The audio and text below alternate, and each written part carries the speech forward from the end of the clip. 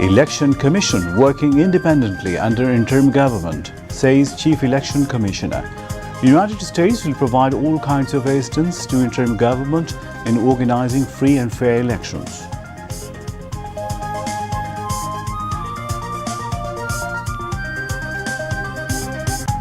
Bangladesh Nationalist Party BNP's 47th founding anniversary today. BNP will build a prosperous country if elected, says BNP Secretary General. Chamber Court of Appellate Division gives a stay order on a High Court order suspending Dhaka University's Central Student Union election. Over 800 people killed in a powerful 6-magnitude earthquake in Afghanistan. More than 2,500 injured. And in Sylhet, Bangladesh beat the Netherlands by 9 wickets in the second match of the 3-match T20 series. Assalamu alaikum viewers, this is News at 10 on BTV News. I'm Imtiaz Ahmed Siddiqui. You just heard the headlines. Moving on to the details of those and other stories. Chief of Army Staff General Waqar-uz-Zaman today called on Chief Advisor Professor Mohammad Yunus. During the meeting, the Chief Advisor discussed the Army's role in assisting the civil administration under the present circumstances. He thanked the military for their continued contribution to the maintenance of law and order.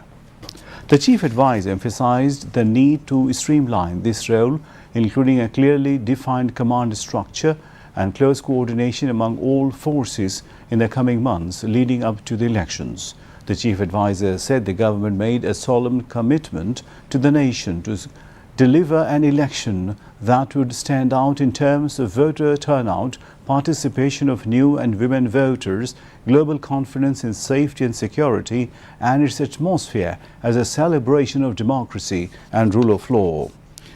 General Waqar-uz-Zaman in turn assured the Chief Advisor of his full cooperation with the interim government. He urged the Chief Advisor not to pay attention to rumors circulating around. The International Crimes Tribunal has completed recording the testimony of 32 witnesses in the Crimes Against Humanity case related to July-August mass uprising against ousted Prime Minister Sheikh Hasina and 2 others.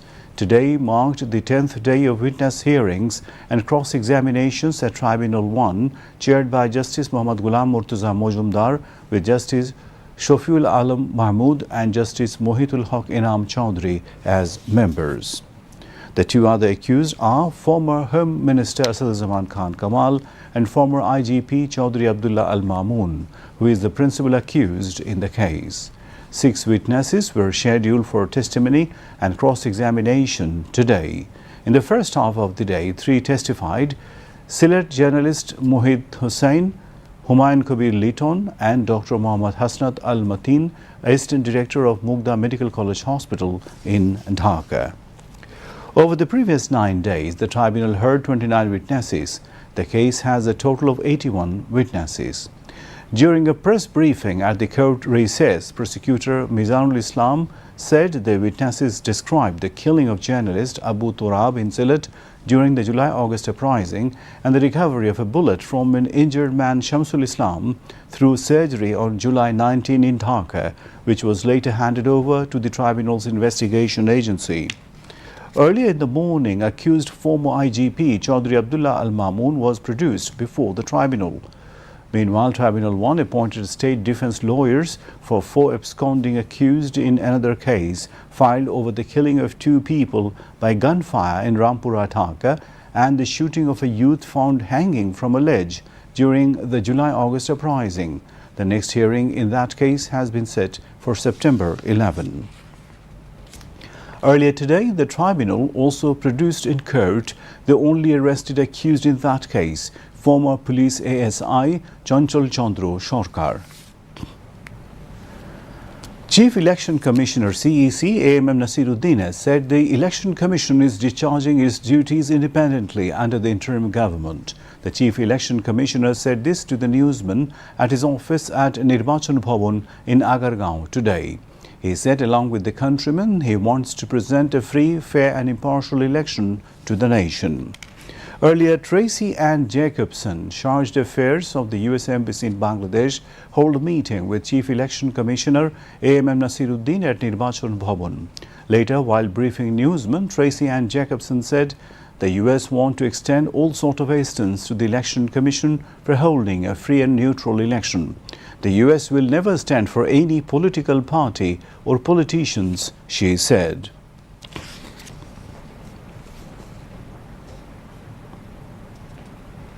The 13th national parliamentary elections will be held by February next year as scheduled, and there is no possibility of changing this time frame.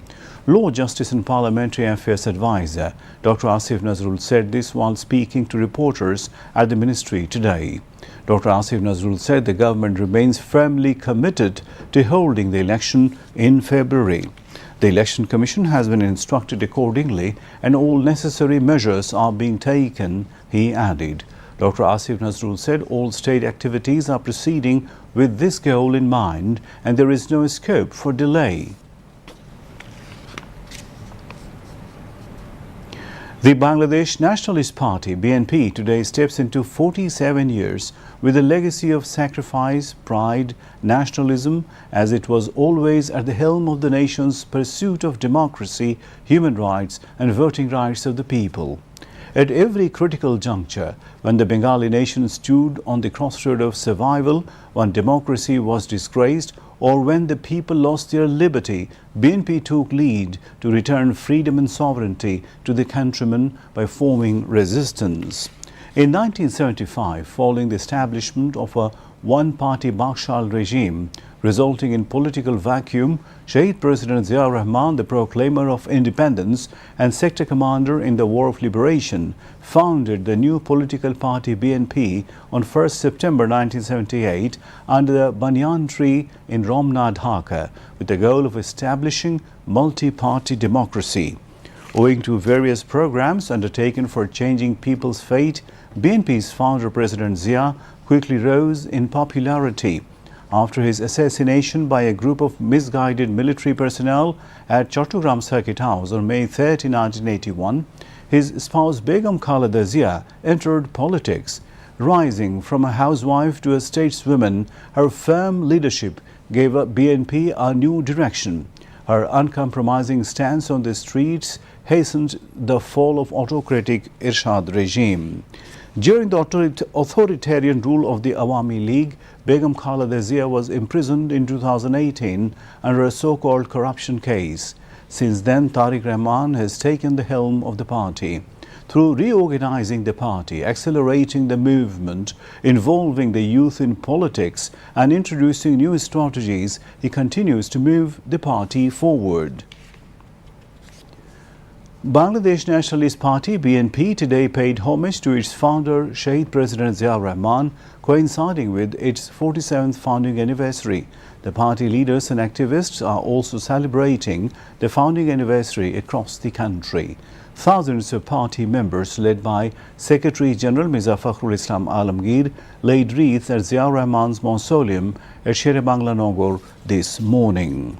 BNP Standing Committee member Salahuddin Ahmed, Chairperson's Advisor Amanullah Aman, Senior Joint Secretary General Ruhul Kabir Rizvi, Joint Secretary Generals Khairul Kabir Khokon, Shahiduddin Chaudhry Ani, Abdul Salam Azad, Central Leaders Mir Sharafat Ali Shopu, Qazi Abul Bashar, Saiful Alam Nirob, Dhaka North and South units BNP leaders and leaders of its affiliated organizations were present. BNP was founded on September 1, 1978. To mark the anniversary, the party and national flags were hoisted at the central office in Noya Polton, the chairperson's office in Gulshan, and other BNP offices nationwide in the morning. The program continues up to September 4 with tree planting, releasing fish, free medical camps and sports events in Poroshabaz cities, districts and upazilas. On the anniversary, the BNP has also published posters and special supplements in national daily newspapers. Jamaat-e-Islami Secretary General Mia Ghulam Parwar has accused a political party of giving confusing statements regarding the proportional representation (PR) system.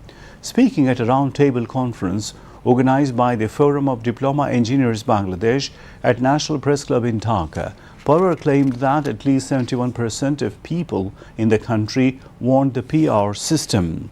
He said without PR, whoever comes to power eventually turns into an autocrat. In the last 54 years, all state structures have been destroyed, he said. An election without reform of the state structure means creating yet another autocratic regime, the Jamaat leader warned.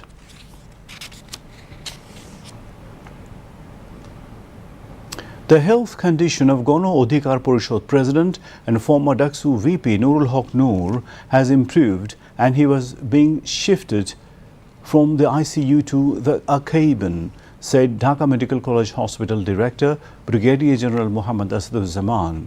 He further stated that it will take 4 to 6 weeks for the fractured bones in his nose and jaw to fully heal. However, following doctor's advice, Noor is now able to consume regular food. Retired Brigadier General M. Shakawat Hussain, advisor to the Ministry of Shipping, visited Nurul Haq Noor at the hospital today. Apart from Noor, several other leaders of Gano Adhikar Porishod are also undergoing treatment at Dhaka Medical College Hospital. Meanwhile, last night, a delegation of the National Citizens Party, led by its convener Nahid Islam, visited Nurul Haq Noor at the hospital. During the visit, Nahid Islam wished the Gano Adhikar Porishod President a speedy recovery and demanded justice for those involved in the attack. Also present were NCP's Chief Organizer for the Northern Region, Sarjis Alam, Senior Joint Convener Ariful Islam Adib, Joint Member Secretary Moshir Rahman, Zainul Abidin Shishir, and Organizer Nahiduddin Tariq. The Supreme Court Chamber Judge today halted a High Court order that had stayed the Dhaka University Central Students' Union Daksu election until October 30. Justice Farah Mahbub, Chamber Judge of the Appellate Division, issued the order less than an hour after the High Court stay, acting on a petition filed by Dhaka University authorities challenging the earlier ruling. The Chamber Judge also directed the university to file a leave to appeal petition with the Appellate Division against the High Court order. With this ruling, there is no legal barrier to holding the Daksu election on September 9, said DU's lawyer, Advocate Mohammad Shishir Monir, while speaking to the newsman. And now international news.